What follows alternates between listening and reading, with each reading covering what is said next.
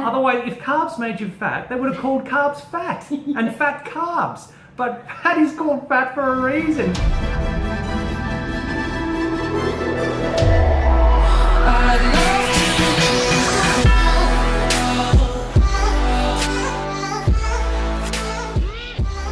So carbs are making us fat. Well, look at all these striations. Oh, these bones. It's covered. Lean gains. Lean gains. That's shoulder blades. All that fruit, oatmeal, rice, potatoes, pasta, vegan pizza, vegan burgers. Look at this. So our friends at Buzzfeed are at it again with their carb fear-mongering. God, this is getting tiring, It's getting isn't it? old. But you know what? Makes good content, doesn't it? Because everybody wants to hear, don't eat carbs. And everyone loves an enemy, don't they? Oh, absolutely. Yeah. And we can't have an enemy of bacon because, you know, everyone loves bacon. Bacon, though, it tastes too damn and good. not cheese. My God, everyone's addicted to cheese. Yeah. So we've got to demonize something. We've got to have an enemy in something, so it might as well be carbohydrates. So you can see, guys, that we're going to have a little bit of fun with this video, because if we don't, we'd lose our bloody minds. So this video is called 5 clever ways to replace carbs. We Wow. could call it 5 clever ways to stay fat. 5 clever ways to stay undercarbed. 5 clever ways to keep dying of heart disease and diabetes. 5 clever ways to stay on the diet merry-go-round forever. Well, how about 5 clever ways to keep people in a bad relationship with food and potentially cause eating disorders? Because that's what happens when you demonize a macronutrient, specifically carbohydrates, considering our bodies and our brains run on carbohydrates primarily. Even the USDA, who Buzzfeed love quoting in this video, even they agree that our diet should be predominated by carbohydrates. So if people start thinking that carbs are going to make you fat, and of course nobody wants to be fat, then they start to push away the prime source of fuel that is needed to feed the cells of our bodies, and the human brain runs exclusively on carbohydrates, on glucose. So how are we functioning without these carbohydrates, and what kind of relationship do we have with our food if we're scared of eating what we're designed to eat? That causes disordered eating, and in some cases, eating disorders. So let's take a look at this Buzzfeed video. So they admit a certain amount of carbohydrates are necessary to fuel the body. So of course the first thing they show is this junk. This isn't even food, and if someone's basing their diet around this, of course they're going to be unhealthy. And then of course they equate that junk, those, carbs that aren't real food, with weight gain.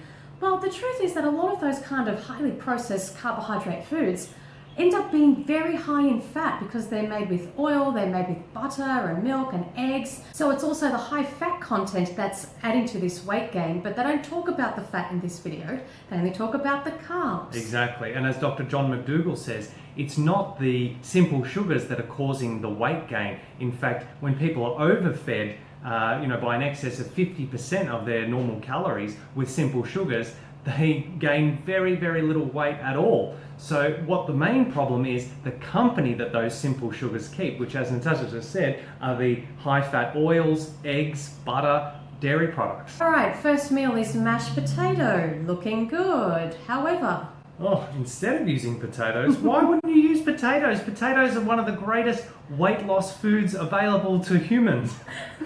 they're suggesting cauliflower. Oh God! Cauliflower is a nice condiment vegetable, sure, but you don't make a meal out of cauliflower. The reason you don't is because it's extremely low in calories.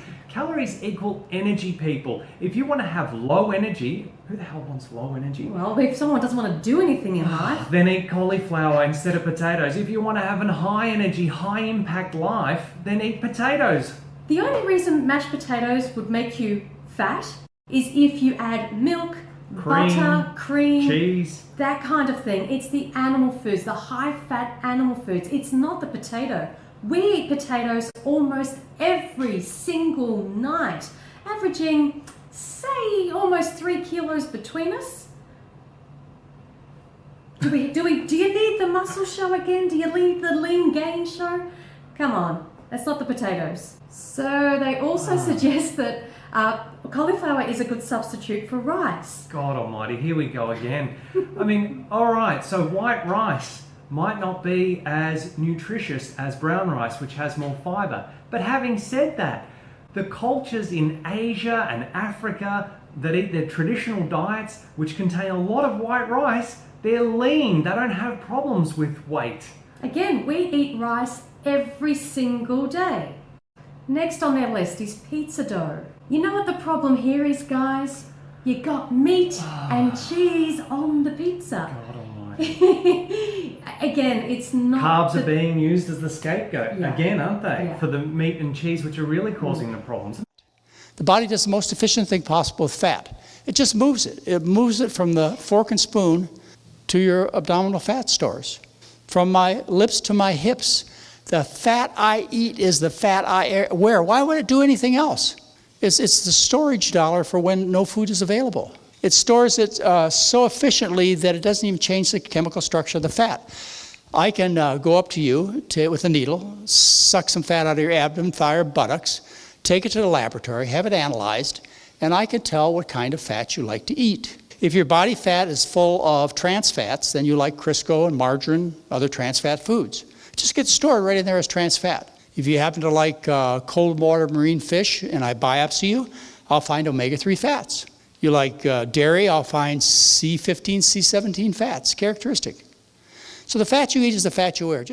So their suggestion for a pizza dough replacement, mushrooms. No, mushrooms go on top of the delicious pizza. Just make it a vegan pizza, either with vegan cheese and vegan meats, or you don't even need those at all. You can just have it chock full of delicious veggies, but you can still enjoy that lovely dough taste that pizzas are renowned for. And they also suggest that mushrooms are a good replacement for hamburger buns. I tell you what, guys, if you take the burger out, you can keep the bun and you can replace it with a veggie burger. Ta-da! Ingenious. Uh-oh, they're going after spaghetti. Don't you just touch knew our this was pasta. coming after pizza, didn't you? Spaghetti squash. Oh, again, low calorie, meaning low energy, meaning you're going to get to the end of that meal and you're going to be craving high caloric foods, and they're generally animal foods, and you're going to binge out on animal food junk. Now, this is where they cause disordered eating. Because as Luca just described, it's a vicious cycle that people get into. When you eat low calories, and specifically when you eat low carbs, you're not feeding your body enough nutrients, it's not satiated. So you get to the end of a meal or end of the day, and you're still hungry, and your brain is gonna say, go and get me some calorically dense food and feed me. So you're gonna go to the fridge and you're gonna binge on whatever you can get your hands on. And that's what leads to weight gain. Whereas if you just sat down and you'd had the pasta, and instead of putting the meat and the cheese on top of it, which is what's going to cause the weight gain, just replace that with plant foods, and then you keep it low fat, and you're not going to have a problem with weight gain.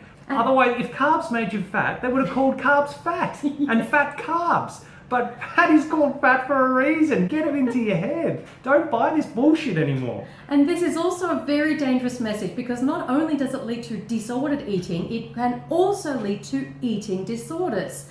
When people are really scared of gaining weight and they restrict and restrict and restrict, they start to go for videos like this and tips like this to help them lose even more weight. And then you have these, especially, I mean, we hear it all the time, these young girls just looking for super low calorie, super low carb meals.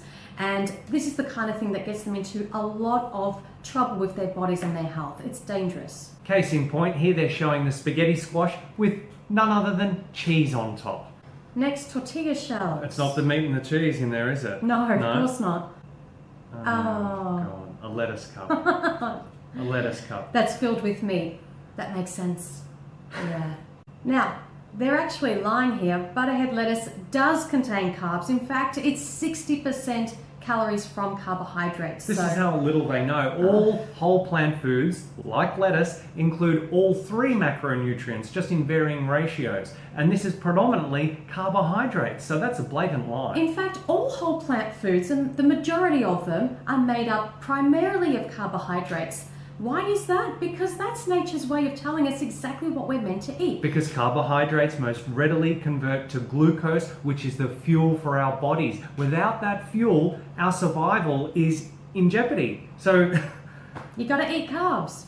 Lasagna noodles, what are they going to do here? Again, the meat and cheese on top, which really makes you start to wonder, who's funding this video? The industries that stand to profit from promoting a low carbohydrate message are those selling high fat and high protein foods, i.e. meat, dairy and eggs. Read between the lines, people. Follow the money trail. Exactly. When you take out carbs, you're only left with two more macronutrients, fat and protein, which is primarily found from animal foods. It's quite simple.